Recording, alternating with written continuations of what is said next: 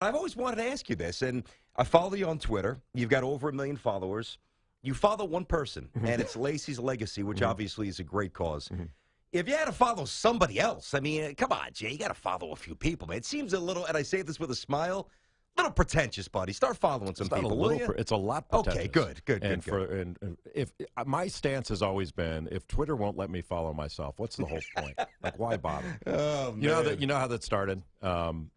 When I was very anti-Twitter when it first started. A lot of people were. My wife was the one. I thought Twitter was one big bathroom wall, and I didn't want a part of it. And my wife was the one that said, "Look, you need to start doing this. This is the way younger people communicate now." And I said, "I'm not doing it." And she said, "You sound like the old man. Like, what do you want to keep your rotary phone?" And so she said, "Look, you need to show people that you're more than just some geek that watches basketball all the time. That you've got a personality and you like music and all this other stuff and joking around." And so I didn't understand how it worked, and so I didn't follow anybody at first, and then I wound up making a joke out of it because people were acting like, what, are you too good to follow me? Yes, I am too good, and it made a different persona with it. I didn't know when it would pay off.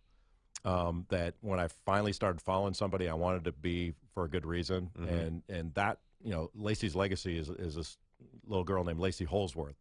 And she had cancer. She's a Michigan State girl, and Adrian Payne had gotten to be very friendly with her.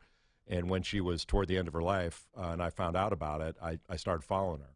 And it was, she passed away, but it was what I thought it would be. Like, I wanted to be something good and for a good reason. Yeah. And it wound up getting some attention. I'm glad it did. Nice. But it was really cool. Let me ask you this. I know that I don't know how many times you've done it. I was somewhere on the road with St. John's. I was getting ready to call a game, and I don't know what city it was, but I was maybe up in Providence, and I was watching ESPN Friday night, and they did the crossover where you did some pro, and Mark Jackson, some of the NBA guys went and did college.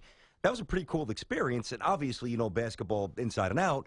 The sustainability of the Warriors. Listen, Steph gets the pub. I think Draymond's the engine. But if you're a Kevin Durant, because that's been a story that's been out there for a while now, that, he might kick the tires and go there if they would even want him, because the cap is going to surge and they'd have some room. I mean, are the Warriors going to be good for the next 3, 4, 5 years? Is this the possibility of a dynasty? Yes. You think so? Yes. As long as Steph Curry and Klay Thompson stay healthy, yes. And I agree with you that Draymond Green is a gigantic piece. Steph Curry's the most important, followed by Klay Thompson, because they stretch the floor out. Yep. You don't have those shooters, then guys like Draymond Green and others, Andre Iguodala, they don't have space to operate. Brandon Rush, all those guys. It is a huge, and those guys are good players. They're made better because of the star power of Thompson and Curry. And the Durant thing, I don't think is going to happen, because the Warriors as constituted are going after the Bulls for the best record ever. They just won a championship. They're about to win another one. They're a game ahead of their pace. And somebody's going to have to do something extraordinary to keep them from winning their second in a row. Why would they want to do anything now to mess with what they've got? I agree. And plus, it's not like you're going to get Kevin Durant for nothing. You're going to have to give something up. Even with the cap expanding, you're going to have to give something up. Why would you give something up when you've got this good of a thing going? And it's not like you have an aging team that you're going to have to get out ahead of it before they age out. You've got a young team that is on the front end of their success. And if I were in their front office, Kevin Durant would not be on my wish list. Interesting. And if I'm Durant, I don't know, it just seems like the modern way of doing business, which I certainly get. But if I'm Durant, don't you want to kind of carve out your own legacy rather than go and hop on Curry's and maybe win a championship that way? Isn't that more appealing as a competitor? I don't know. I mean, I think when you have gone through things without a championship, But he's not 35, Jay. I know that. It's not like he can get his own, but LeBron, it feels like it's a long way away. Boy, the weight off of LeBron's back after going and getting a couple championships in Miami, that's a gigantic weight off his. Can you imagine if he had stayed in Cleveland all that time and finished second and got to the finals, not what he'd be dealing with right now? It kind of, and that was part of the deal. You mentioned Ben Simmons before. Like, one of the things about Ben Simmons going to LSU and he took a lot of heat this year, and he had a great year individually. I mean, he did some things that were eye-popping. Great passer. Stats, all that stuff that we're not going to see again for a long, long time, if ever. But the issue was, is he a winner? How could he not? He couldn't, number one pick, couldn't get his team to the NCAA tournament. He doesn't have this. He doesn't have that. He's not a leader. He's not a winner. My thing was, really, so we're gonna lay that on him.